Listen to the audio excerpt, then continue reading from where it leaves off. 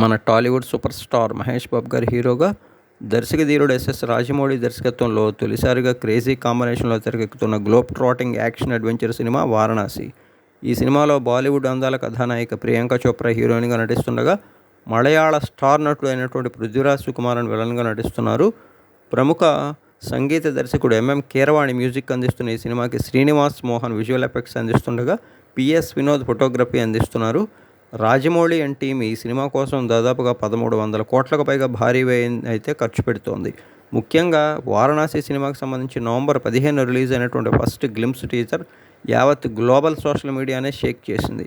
ప్రతి ఒక్కరూ కూడా అబ్బో అదరహో అనేటువంటి రేంజ్లో అయితే గ్లింప్స్ని పొందుపరిచారు.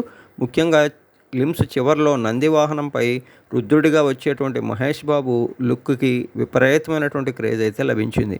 మందాకినిగా ప్రియాంక చోప్రా నటిస్తున్న ఈ సినిమాలో విలన్ కుంభా పాత్రలో మలయాళ నటుడు సుకుమారన్ కనిపించనున్నారు. ఓవరాల్గా అయితే వారణాసిపై రోజు రోజుకు అంచనాలు ఆకాశాన్ని మించేలా కొనసాగుతున్నాయి.